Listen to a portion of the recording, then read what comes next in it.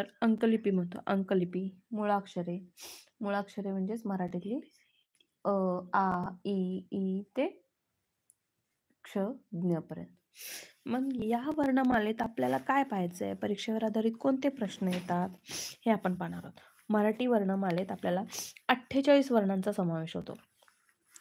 मराठी वर्णमालेत एकूण 48 वर्ण आहेत. त्यामध्ये अ, आ, ई, ई, उ, ऊ, रू, लू, ए, ऐ, ओ, औ, आहा या 12 स्वरांसहित ॲ आणि ऑ हे इंग्रजीतून आलेले 2 नवीन स्वर मिळालेले आहेत.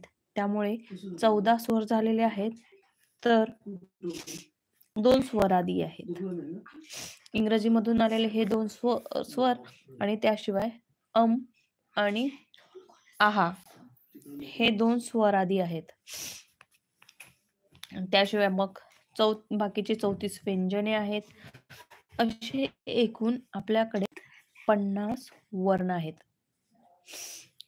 मग या अलीकडे काय झालं म्हणजे वर्णमालेवर प्रश्न विचारताना एकूण किती वर्ण आहेत, किती वर्णांचा समावेश होतो असा प्रश्न विचारल्यावर आपण कन्फ्यूज होतो. म्हणजे याचे उत्तर 48 द्यायचे का 50 द्यायचे? तर आधुनिक वर्णमालेतील वर्णांची संख्या विचारलं तर 50 सांगावी आणि वर्णमालेतील मूळाक्षरांची संख्या किती म्हटल्यावर 48 असं द्यावं. तर मूळ वर्णांची संख्या किती म्हटलं? मूळ वर्णांची संख्या तर आपण 48 सांगणार आहोत आणि आधुनिक वर्णमालेतील वर्णांची संख्या विचारल्यावर आपण ती संख्या 50 अशी सांगणार आहोत. मग आपण आधुनिक वर्णमालेतील स्वरांची संख्या विचारल्यावर काय सांगणार? 14 आणि मूळ स्वर मात्र 12 आहेत. त्यामध्ये इंग्लिशचे हे 2 स्वर वाढल्यामुळे आता ते 14 स्वर झालेले आहेत. यामध्ये 2 संयुक्त व्यंजने पण आहेत. क्ष आणि ज्ञ ही 2 संयुक्त व्यंजने आहेत. क्ष हे जे व्यंजन आहे ते क आणि श या 2 व्यंजनांनी बनलेलं आहे. तर द हे व्यंजन द अधिक न आणि य या 3 व्यंजनांनी बनलेलं आहे. त्यामुळे ही 2 व्यंजने जी आहेत ती संयुक्त व्यंजने आहेत. त्यामुळे याचा काय होत बाराखडीत समावेश होत नाही आणि वर्णमालेत सुद्धा त्याचा समावेश होत नाही. मग आता वर्णांची वर्गवारी कशा प्रकारे केली आहे? आपण आता वर्णांची वर्गवारी पाहूयात.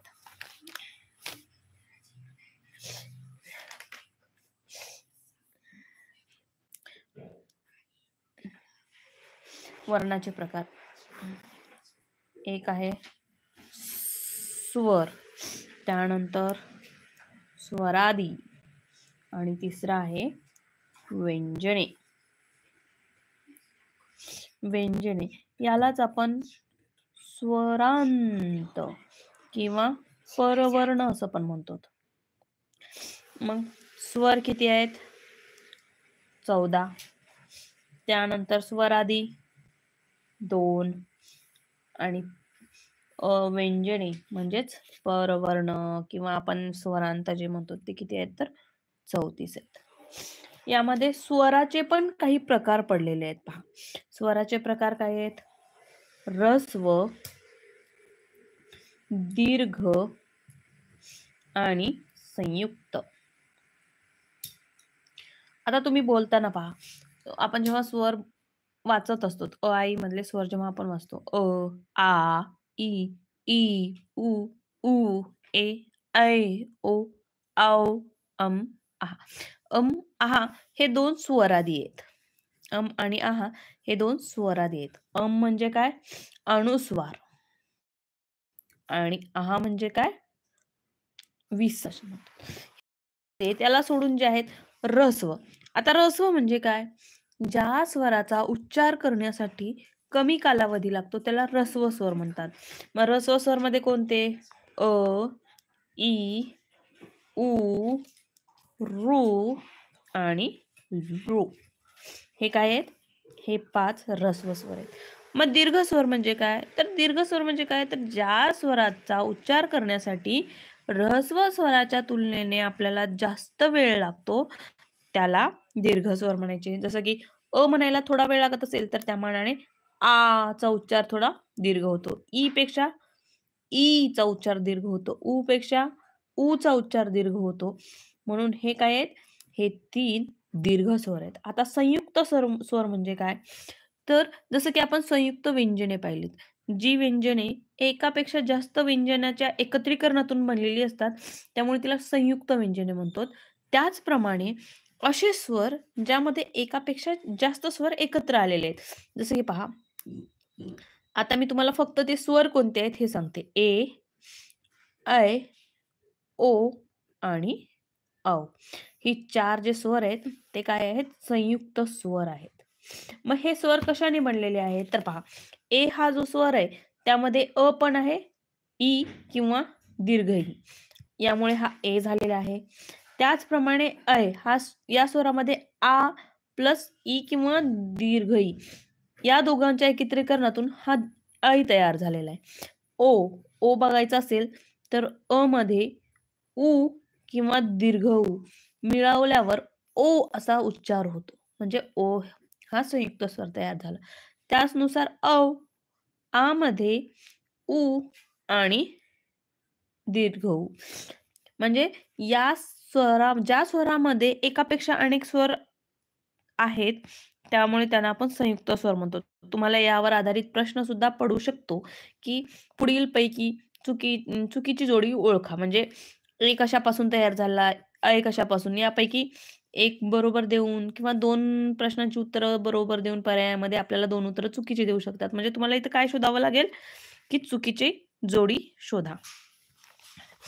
त्यानंतर अ, आता उच्चार स्थानावरून सुद्धा आपल्याला काय करता येतं?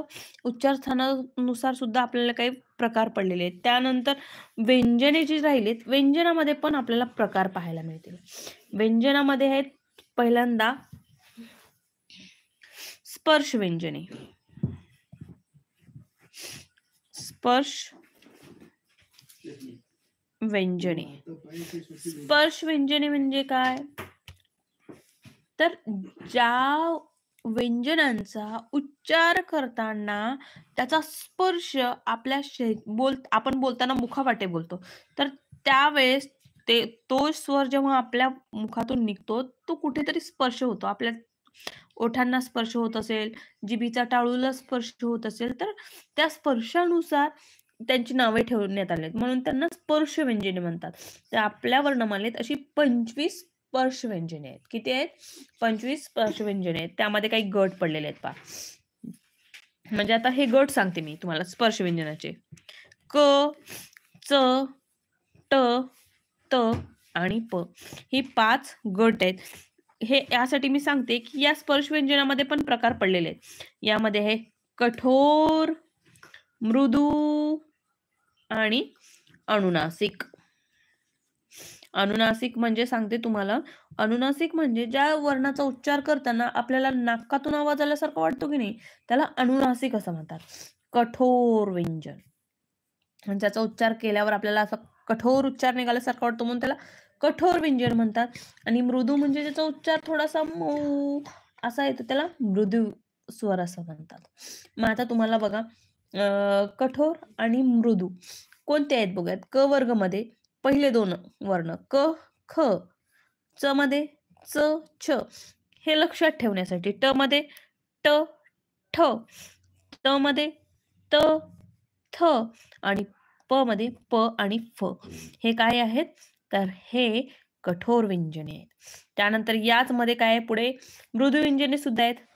ग, घ म्हणजे क, ख झाल्याच्या नंतर ग, घ आणि अनुनासिक मध्ये काय येणार? ग म्हणजे ज्याचा उच्चार आपल्या नाकातून आला ग, तर तो काय आहे? अनुनासिक आहे. च, छ, ज, झ. मग यातला ड, मग हा सुद्धा काय नाकातून आल्यासारखा आहे म्हणून तो अनुनासिक आहे. ट, ठ मग त्यानंतर ड, ढ.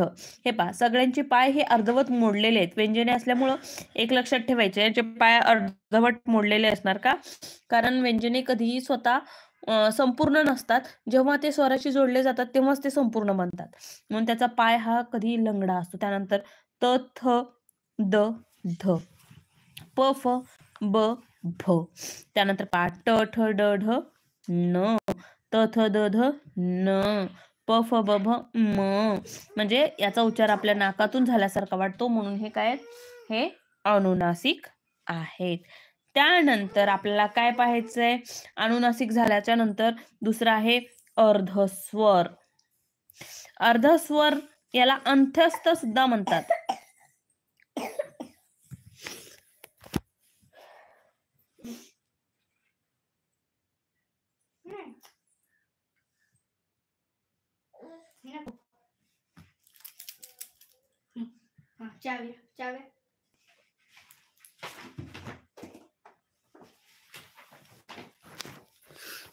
अर्धस्वर म्हणजे काय? अंतस्थ सुद्धा म्हणतात. अंतस्थ मध्ये काय येतात? य, र, ल आणि व ही 4 अंत्यस्थ वर्ण आहेत. त्यानंतर उष्मे. त्यानंतर उष्मे. उष्मे लक्षात ठेवण्यासाठी एक आहे घर्षक म्हणायचं त्याला. म्हणजे काय? तर ज्याचा उच्चार करताना असं वाटतं गरम गरम हवा आपल्या तोंडातून बाहेर पडते उच्चार करताना, किंवा त्याचं घर्षण होतं आपलं असं वाटत असेल तर ते काय आहेत? उष्मे आहेत. जसं की श, त्यानंतर श आणि स. आपल्या तोंडातून उष्ण हवा बाहेर पडल्यासारखी वाटते तेव्हा त्याला काय म्हणायचं? उष्मे. त्यानंतर आहे महाप्राण. महाप्राण मध्ये आहे ह. ह हा काय? एकच आहे, तो महाप्राण आहे. घर्षक 3 आहेत. त्यानंतर स्वतंत्र वर्ण. स्वतंत्र वर्ण. ळ हा एकमेव स्वतंत्र वर्ण आहे. हे आहेत आपले काय? वर्णमाला आणि त्या वर्णमालेचे प्रकार आहेत. पहा वर्णमालेत स्वर, स्वरादी, व्यंजन, त्यालाच आपण स्वरांत किंवा परवर्ण म्हणतो. स्वर 14 आहेत, स्वरादी 2 आहेत. या 14 स्वरामध्ये ॲ, ॲ आणि ऑ हे 2 विसरले. हे 2 काय आहेत? हे इंग्रजीमधून आलेले 2 नवीन स्वर आहेत. त्यानंतर स्वरादीमध्ये आणि आह म्हणजेच अनुस्वार आणि विसर्ग आहे. त्यानंतर व्यंजने. व्यंजनामध्ये स्पर्श व्यंजने, अर्धस्वर, उष्मे, महाप्राण, त्यानंतर संयुक्त स्वर, दीर्घ स्वर, ह्रस्व स्वर हे आपण पाहिलेले आहेत. एक मिनिट.